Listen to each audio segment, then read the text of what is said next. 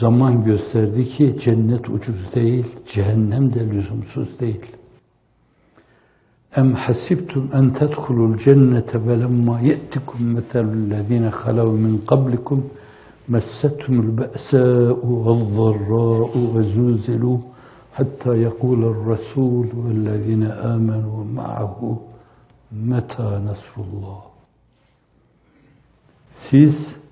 Sizden evvelkilerin başlarına gelenler başınıza gelmeden cennete gireceğinizi mi zannediyorsunuz? Hazreti Nuh'un, Hud'un, Salih'in, Hazreti Musa'nın, İsa'nın, Yahya'nın, Zekeriya'nın, aynı zamanda mutlak manada insan-ı kamil, belki vesile-i hilkat olan Hazreti Ruhu Seyyidül Enam'ın çektiği şeyler, onlar hiç hak etmemişti onları. Fakat cennet yolculuğunun başına gelmesi mukadder olan şeylerdi onlar. Sizden evvelkilerin başlarına gelenler başınıza gelmeden cennete gireceğinizi mi sanıyorsunuz? Messetumul be'sâ'u ve'd-darrâ, değişik sıkıntılar, değişik baskılar, tazikler, tagallüpler, tahakkümler, tasallutlar, saldırmalar, hazımsızlıklar, yapılan şeyleri yıkmalar, tahripler, karşı çıkmalar, güzergâh emniyetini tehlikeye atmalar, pozitif bütün şeylere karşı ilanı harp etmeler, bunlarla yüzleşmeden, karşı karşıya gelmeden cennete gireceğinizi mi sanıyorsunuz? Zülzilû, sarsıldılar diyor. Adeta fay kırılmalarına maruz kaldılar. Kırılmalar takip etti. Fiilin esprisindeki muttasıl kırılmalara dikkati çekiyor. Zülzilû, sürekli. Meçhul fiil olduğundan dolayı da Allah sarstı, zelzele verdi, fay kırdı demiyor. Sarsıldılar diyor. Fiil naibi faile nispet ediliyor. Öyle bir sarsıldılar ki hatta yakuler Resul, bırakın başkalarını, Peygamber ve sonra arkasındakiler, yani bu Bekru, Ömer, Osman, Ali, Talha, Zübeyir, Sa'd, Said, bunlar bile meta Nasrullah dediler. Ya Rab, nusretin ne zaman? Oysa ki onlar öylesine tevekkül, teslim, tefviz, sikaya kilitlenmişlerdi ki, her şeyi Allah'tan biliyor, Allah'a güveniyor, Allah'a dayanıyor. Ve bir gün mutlaka Cenab-ı Hakk'ın onlara yardım edeceğine inançları tamdı. Ama can gırtlağa gelmişti. Öyle sıkışmışlardı ki, onlar bile o akrabul mukarrebin, meta Nasrullah, meta Nasrullah dediler. Sebepler bilkülliye sukut etmişti. Kullanacak hiçbir sebep kalmamıştı. Şerirler şirret kılıçlarını kullanmış, salya atan dilleriyle onların üzerine gidiyor. Her yerde onların aleyhinde havayı bulandırıyor, zihinleri bulandırıyorlardı. Nöron kirletmesine kendilerini adamış, vakfetmişlerdi. Devletin imkanlarıyla bugün bir yerde, ertesi gün başka bir yerde, ertesi gün başka bir yerde bir yalanla size bir hava meydanı, size bir liman, size bir yol, size bir saray, size bir restorasyon yalanlarıyla, iftiralarıyla, kandırmalarıyla bütün yolları kesiyor. Hayır adına koşturan o insanları engellemek, tökezlemeleri sağlamak için veya ona sebebiyet vermek için demek, kelimenin nuansı açısından ellerinden gelen her şeyi yapıyorlardı maalesef. Dolayısıyla meta Nasrullah dediler. İşte esbab bilkülliye sukut edip nuru tevhid içinde sırrı ahadiyet zuhur edince, vahidiyet de diyebilirsiniz. Kimisi öyle diyor, Hazreti Pir böyle diyor. Nuru tevhid içinde sırrı ahadiyet zuhur ediyor. Onlar tam Allah'ı birlediklerinden, Allah'ım sen dediklerinden dolayı. Artık kuyu dibinde Yusuf gibi, balığın karnındaki Yunus bin Metta gibi. Sebep yok. Bütün sebepler elveda edip ayrılmışlar. Ebedi yokluğa gömülmüşler adeta.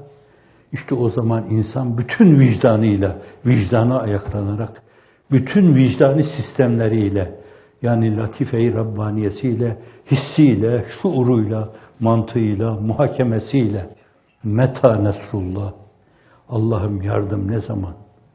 Artık bittik demekti bu, bittik. İşte o zaman elâ inne nasrallahi karib. Başa gelenler öylesine zirve yaptığı zaman, doruğa ulaştığı zaman, iş gidip gayretullah çeperine dokunduğu zaman, işte o zaman elâ inne nasrallahi karib. Allah'ın nusreti yakındır. Allah yakın zamanda onlara nusret ediyor. Size de nusret etsin inşallahü teâlâ.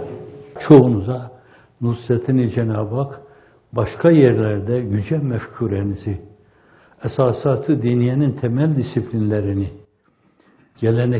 geleneklerinizi ve ananelerinizi bir yönüyle dünya pazarlarında peyleme, onların sergisini yapma, bir yönüyle dünyadan alacağınız şeyleri almak için onları bir emtia gibi kullanma, verme, alma muamelesine girme. Dolayısıyla böyle bir alışverişle onlarla diyalog tesis etme. Çaylarını içme, çay içirme, yemeklerini yeme, yemek yedirme. Güzelliklerinizi teşhir etme. İnsan olarak onların da güzellikleri vardır. İşin hakikatini, maverasını, arka planını göreceğimiz ana kadar bir kısım sıkıntılar olacak.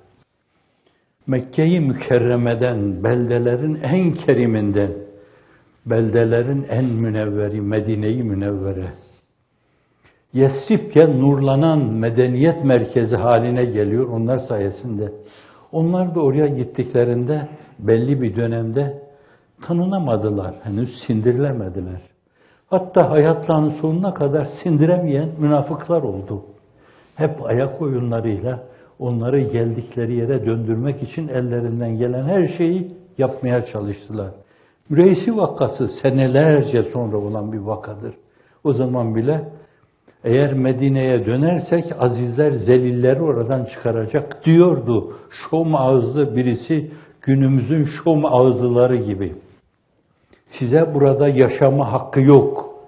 Müslümanlara başlarında insanlığın iftihar tablosu, şerefi nevi insan, feridü kevni zamanın bulunduğu, ona en yakın olanlar, Ebu Bekirler, Ömerler, Osmanlar, size Medine'de, münevver medeniyet merkezinde yer yok.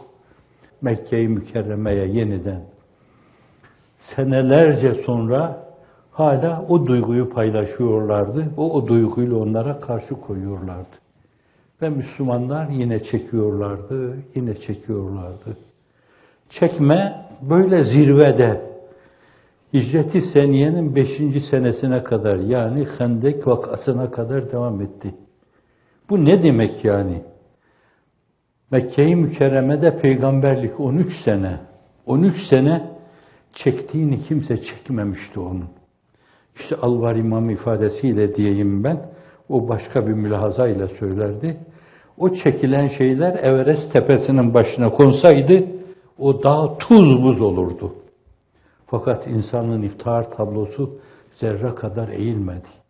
Onun asa gibi eğildiğine kimse şahit olmadı.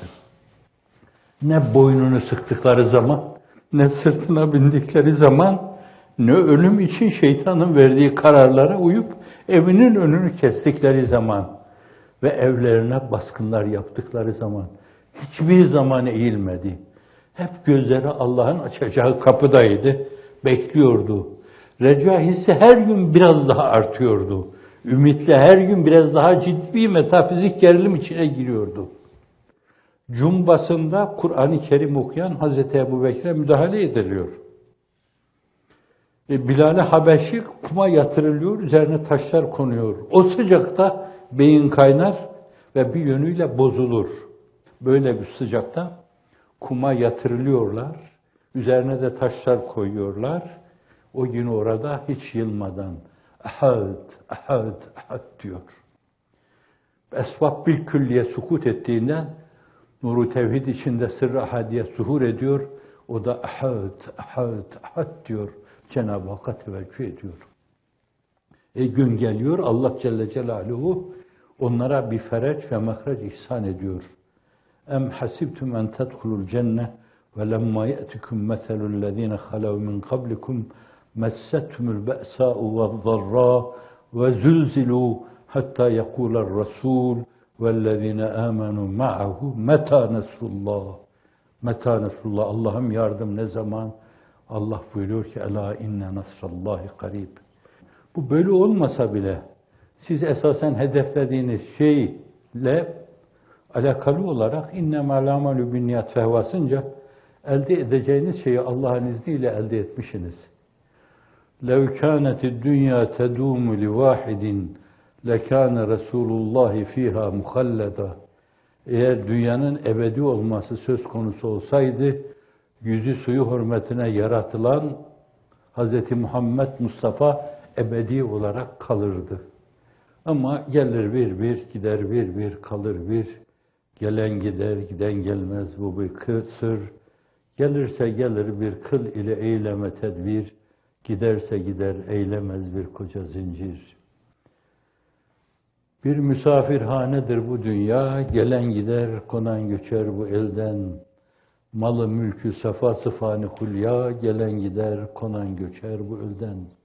Siz de, biz de, onlar da hepimiz gideceğiz öbür tarafa. Ama kaybetmiş insanlar olarak değil, kazanmış insanlar olarak gitme cehdü gayreti içinde olmalıyız. İnşallah öylesiniz. İnşallah metafizik geriliminiz hep devam eder. Yapmanız gerekli olan şeyi bugüne kadar yaptığınız gibi bundan sonra da yaparsınız. Evet, meylül rahat tehlikeli. Bir yönüyle daha hayattayken kendisini ölümün kucağına atma. Manen ölme demektir meylül rahat. Hele insan onu tabiatının bir yanı haline getirmişse hafizanallah sıyrılması da çok zordur. 23. sözde farklı şekilde meseleye yaklaşırken diyor ki yiyip içip yan gelip hayvan gibi kulağı üzerine yatma diyor yani. Vaka hayvanlar her zaman yan gelip kulaklar üzerine yatmazlar. Hususiyle insanların terbiye ve te'nisine tabi tutulmuş uysal, evcil hayvanlar, bunlar bir yönüyle kendilerine yüklenen vazifeyi yaparlar. Samanlıkta yerler, içerler ama fakat boyunlarına boyunduruğun konacağını veya memelerinden sütlerin sağlanacağını veya yavrularına esas süt verecekleri meselesi her zaman onların ihsasları içinde söz konusu olan şeylerdendir. Onun için onları bu mülahazayla nazar itibarı alan Kur'an-ı Mucizül Beyan, insan olma vazifesini yerine getirmeyen insanlara kel en'am belhum atal. Onlar hayvan gibi, hayvandan da daha aşağıdır. Yani hayvan şöyle böyle ihsaslarıyla ne yapacağının farkındadır. Dar ihsas dairesi içinde insan gibi öyle kafasında her şeyi çözebilecek nöronları yoktur. Öyle bir mantığa ve muhakemeye sahip değildir. Ama hayatını ve hayatına başkalarının hayatları da şayet bağlıysa şayet onların hayatını devam ettirme adına yapması gerekli olan şeyler mevzuunda bir hassasiyeti fevkaladesi vardır. Dolayısıyla onda da tam bir meylül rahat olduğu söylenemez. Onun içindir ki denebilir burada. Meylül rahata celladı sahhar diyor. Esas insanı büyüleyen, hipnoz yapan, sonra da bir yönüyle kellesini alan bir şey, onu boğazlayan bir şey demektir. Hafizanallah. Evet. Meylül rahatın esas temelinde olan şeylerden biri insanın bir gayeyi hayalinin olmaması, mefkureden mahrum yaşaması. Moda ifadesiyle bir ideale sahip olmaması demektir. Bu da yine Hazreti Pir'in beyanına bağlanacak olursa, gayeyi hayal olmazsa ya nisyan veya tenasi edilse, ya doğrudan doğruya unutulsa veya unutulma tavrı içine girilse. Tefavül kibinin şeyinde ishar-ı mali-i batın esasen çok unutulacak gibi değil ama hani tabipler eskiden derlerdi hasta olmadığı halde hasta görüntüsü sergileme temarüz. Tenasi de o. Esasen unutulacak gibi değil bu. Fakat insan o mevzuda öyle bir gaflet içinde bulunuyor veya öyle hipnoz yapılıyor ki ona şeytan mı yapıyor, nefis mi yapıyor, heva mı yapıyor, yoksa şeytanın misyon ve vazifesini yüklenmiş insi şeytanlar mı yapıyor onu? Yapabilirler. Çünkü Kur'an-ı Kerim buyuruyor, En'am Sure-i Cellesi'nde yuhi ba'duhum ila ba'din zuhrufel kavli gurura. İnsanlar şeytanlara, şeytanlar da insanlara lafların en süslü püslüsünü vahiy sözüyle ifade ediyor.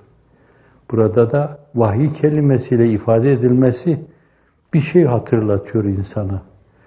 Meselenin en tehlikeli telkini esas dini kipler içinde, dini argümanlar içinde sunulmasıdır. Fısıldıyor, vesveseye bağlı sunuyor değil, yüvesvisu değil, yuhi diyor. Sanki böyle doğru bir şeymiş gibi, sanki onu ayağa kaldıracak, onu insanı kıvama ulaştıracak, ahseni takvime, mazhariyetin gereklerini yerine getirecek kıvam yolunda söylenmiş şeyler.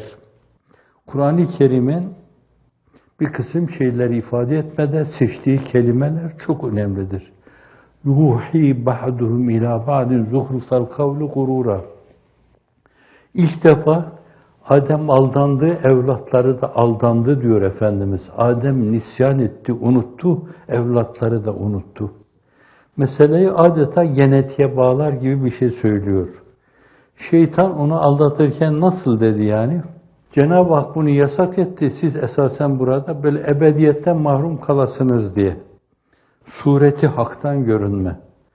Şimdi cennette kalma, Cenab-ı Hakk'a sürekli muhatap olma dolayısıyla anı seyyalesinin cihanlara bedel olan bir hayatı yaşama. Fakat orada öyle bir şeyle vuruyor ki, bak sen bu memnu meyveye yaklaşırsan şayet burada ebedi kalacaksın diyor. İşte bu sağdan vurma demektir. Ve nitekim orada yine لَآتِيَنَّهُمْ مِنْ بَيْنِ اَيْدِهِمْ وَمِنْ خَلْفِهِمْ وَاَنْ اَيْمَانِهِمْ وَاَنْ شَمَائِلِهِمْ. Sağdan gelirim, soldan gelirim. Sağdan gelmesi sureti haktan bir kısım kutsal argümanları kullanmak suretiyle esası.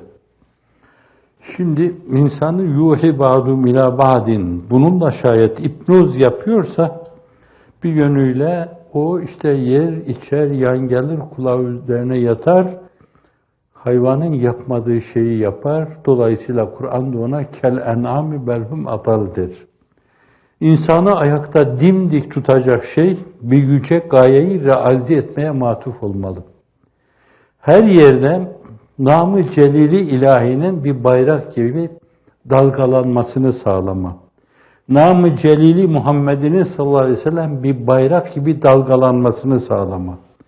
Madem bu onu istemiş veya ölü olacağını esasen size vaat etmiş, adım güneşin doğup battığı her yere ulaşacaktır diyor. Yani her yerde Muhammedur Resulullah denecektir. Şimdi böyle bir yüce gayeyi hayale insan dilbeste olmuşsa herhalde rahattan, rehavetten zannediyorum sıyrılır. O rahatı onda görür yani. Çünkü artık canını uğurda feda edeceği cananı bulmuştur.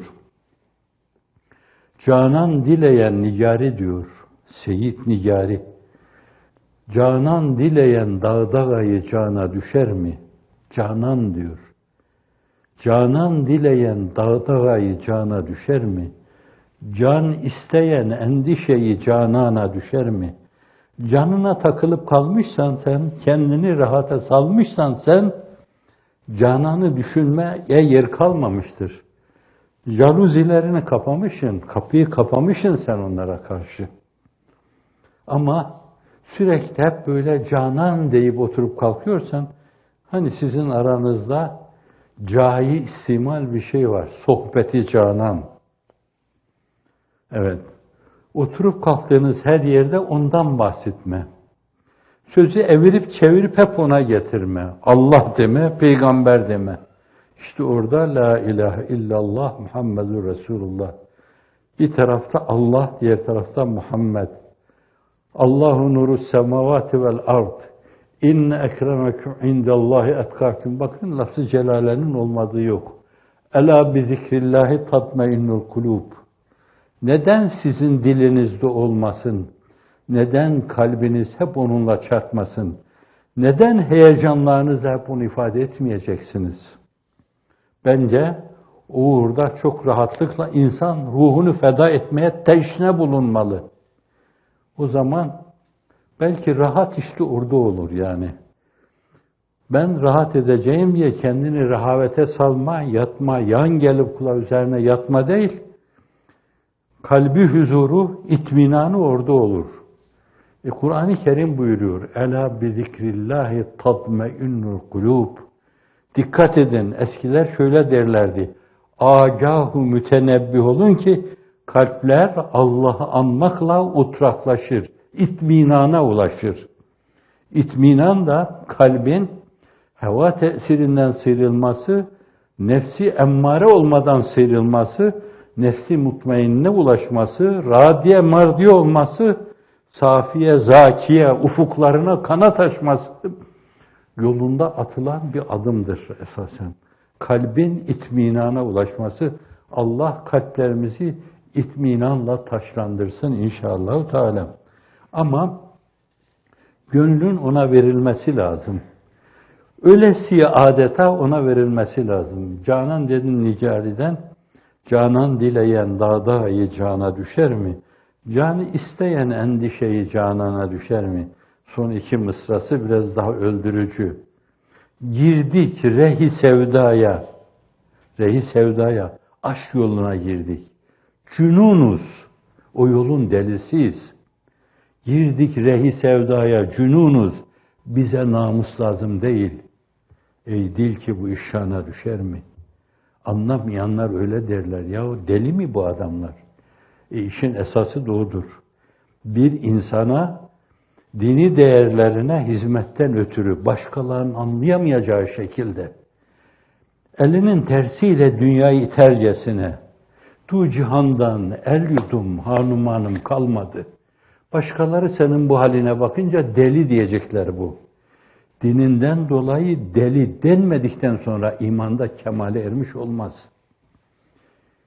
Büyük tabiin Hasan Basri Hazretleri, siz sahabeyi görseydiniz onlara deli derdiniz. Onlar da sizi görseydi bunlar inanmamış derlerdi. Öyle. Dolayısıyla istiyorsa şayet canını, girdik rehi sevdaya, cünunuz, bize namus lazım değil o zaman. Haysiyet, şeref, her şey ayak altına. Allah diyorsan, peygamber diyorsan, o ölçüde öyle bir fedakarlığı sergilemen lazım. Efendim şu era leşkerine miri livadır sukanim diyen, yani şairler ordusuna benim sözüm, beyanım emir bayrağıdır diyor Füzuli. Canımı canan istemiş, vermemek olmaz ey dil. Ne niza eyleyeyim, o ne senindir ne benim. Canımı canan istemiş, vermemek olmaz ey dil. Ne niza eyleyeyim, o ne senindir ne benim. Canımı canan isterse, minnet canıma. Can nedir ki onu kurban etmeyem cananıma? Can nedir ki onu kurban etmeyem cananıma? Şimdi insanın gönlü bu duygu, bu düşüncelerle, bu heyecanla çarpıyorsa, zannediyorum bunların bahis mevzu edilmediği yerleri, bence davul zurnanın hakim olduğu yerler gibi görür. Ve öyle bir yere girdiği zaman içi bulanır. Bir an evvel oradan çıkmak ister. Onun için mümin gayeyi hayal adına hep onu hedefe koymalı. Ben ne yapmalıyım ki esasen, bu tabir onun hakkında kullanılır mı? Onun gözüne gireyim. Ne yapmalıyım ki onun gözüne gireyim? Müteşabihten kabul edebilirsiniz bunu. Evet, yorumlayabilirsiniz. Yani ben bir yönüyle tamamen gözlerimi onu görmeye teklif edersem, onu görmeye bir yönüyle hep müteveccih yaşarsam, görülüyor olma mülahazasını bir rasathane yaparak, görülüyor olma mülahazasına müteveccih yürürsem, o da bana o görme mukabelesinde bulunur. Görme mukabelesinde bulunur. Boş bırakmaz. Ve en leysel insan illa ma sa'a ve enne sa'yehu sevfe yura. İnsana sayinden başka ne vardır ki? Ve sayinin karşılığını görecektir. Akif Yes Ümit şiirinde ifade eder bunu. Yes öyle bataktır ki düşersen boğulursun. Azmine sarıl sımsıkı bak ne olursun. Yaşayanlar hep ümitle yaşar. Meyus olan ruhunu, vicdanını bağlar. Ey dipdiri meyyit, iki el bir baş içindir. Elde senin, başta senindir. Kurtarmaya azmin ne için böyle süreksiz? Sen mi yoksa ümidin mi yüreksiz? Yes öyle bataktır ki düşersen boğulursun. Yaşayanlar hep ümitle yaşar. Meyus olan ruhunu, vicdanını bağlar. Sonra der ki ne sandın ve en leysel insani illa ma sa'a vardı. İnsana sayinden başka ne vardır ki? Ve enne sa'yehu sevfe yura. İnsan sayinin karşılığını, o mevzudaki cehdinin karşılığını mutlaka görür. Yani ben kim? Cenab-ı Hakk'ın rızasını kazanmak kim? Namı celili dünyanın dört bir yanında bayrak gibi dalgalandırmak kim? Sen ona dayanıyorsan bir yönüyle Rabbena aleyke tevekkelna ve ileyke enebna ve ileykel masir diyorsan öyle güçlü bir kaynağa, öyle bir kuvvete dayanmışsın ki yine Akif'in sözünü hatırlatıyor bu. Allah'a dayan, saye sarıl, hikmete ram ol. Yol varsa budur, bilmiyorum başka çıkar yol. Allah'a dayanmışsan, o istikamette tesayyü gayret içindeysen, bence Allah'ın izniyle, inayetiyle yapamayacak hiçbir şey yoktur. Dünyanın rengini değiştirirsin. Şu kapkaranlık dünyaya bir atlas urba giydirirsin Allah'ın izni, inayetiyle. Kanayan İslam'ın yaralarını tedavi edersin. İslam dünyası canavarların boy attığı, salya döktüğü, diş gösterdiği, çirkin canavar dünyası haline gelmiştir. Ama sen bu dünyanın rengini, desenini değiştirmeye azmetmişsen Allah'ın izniyle, o istikamette de saye sarılmışsan, yan gelip kulağın üzerine yatmıyorsun demektir. Çünkü çok yüksek bir mefkure, adeta o mefkureyi oksijen gibi yudumluyorsun. Yudumladıkça da helmin mezit diyorsun, yok mu? Evet, Gedai'nin sözü. Bak şu gedanın haline, ben dolmuş zülfün teline, ben dolmuş, mecaz bunlar. Bak bu hak dostu, 70 yaşında diyor ki bak şu gedanın haline, ben dolmuş zülfün teline. Allah diyor veya peygamberin zülfünün teline ben dolmuş. Ben dolmuş zülfün teline, parmağı aşkın balına, bandıkça bandım bir su ver, helmin mezid.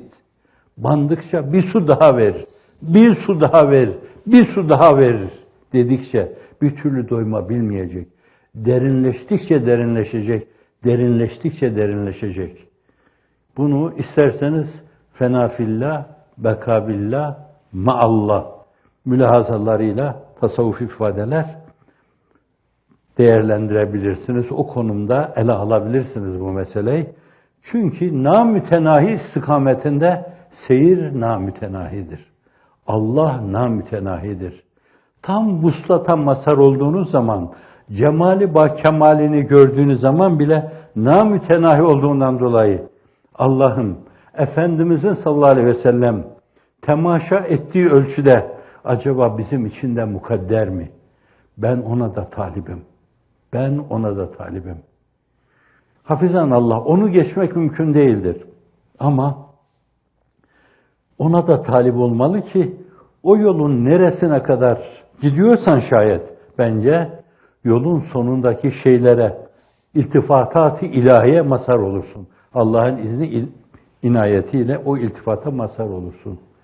Evet, sözün başına geldik. Keşke sevdiğimi sevse kamu halkı cihan, sohbetimiz cümle hemen kıssayı canan olsa.